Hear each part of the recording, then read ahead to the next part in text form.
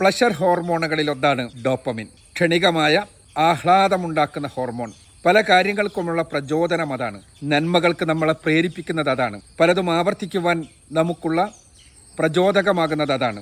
പക്ഷേ ഈ ഡോപ്പമിൻ ലഹരിക്ക് കാരണമാകും, കലാപങ്ങൾക്ക് കാരണമാകും, കലഹങ്ങൾക്ക് കാരണമാകും, പ്രശ്നങ്ങൾക്ക് കാരണമാകും.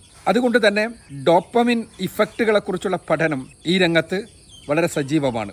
കോവിഡ് കാലത്തിന് ശേഷം സമൂഹത്തിലുണ്ടായിട്ടുള്ള പല കുഴപ്പങ്ങളുടെയും അടിസ്ഥാന കാരണങ്ങൾ അന്വേഷിച്ച് ചെന്ന ശാസ്ത്രകാരന്മാർ ഡോപ്പമിൻ ഇഫക്റ്റ് അതിൽ പ്രധാനപ്പെട്ട ഒരു കാരണമാണ് എന്ന് പറയുന്നു. ഇതേക്കുറിച്ച് പഠിച്ചുകൊണ്ടിരിക്കുമ്പോഴാണ് സഹോദരൻ ഡോക്ടർ ഹൈദരലി കള്ളിയത്തിൻ്റെ നേതൃത്വത്തിൽ തിരൂരിൽ പ്രവർത്തിക്കുന്ന ന്യൂറോ സൈക്കാട്രിക് സെൻറ്റർ ഒക്ടോബർ 10 ഒരു ഡോപ്പമിൻ സമ്മിറ്റ് സംഘടിപ്പിക്കുന്നതായി മനസ്സിലാക്കുവാൻ കഴിഞ്ഞത്. തീർച്ചയായും വളരെ ശ്രദ്ധേയമായ ഒരു പ്രോഗ്രാമാണത്. ഡോപ്പമിൻ്റെ സമൂഹത്തിലെ ഇഫക്റ്റുകളെക്കുറിച്ച് പഠിക്കാൻ, മനസ്സിലാക്കുവാൻ, നമ്മുടെ വ്യക്തിജീവിതം ആ രൂപത്തിൽ പരിവർത്തിപ്പിക്കുവാൻ, നന്മയും സമാധാനവും ശാന്തിയുമുള്ള വ്യക്തിജീവിതവും സാമൂഹിക ജീവിതവും കുടുംബജീവിതവും കരസ്ഥമാക്കുവാൻ എല്ലാം ആവശ്യമായ നിർദ്ദേശങ്ങളും പ്രബന്ധങ്ങളും ഡോപ്പമിൻ സബ്മിറ്റിലുണ്ടാകും എന്ന് ഞാൻ പ്രതീക്ഷിക്കുന്നു.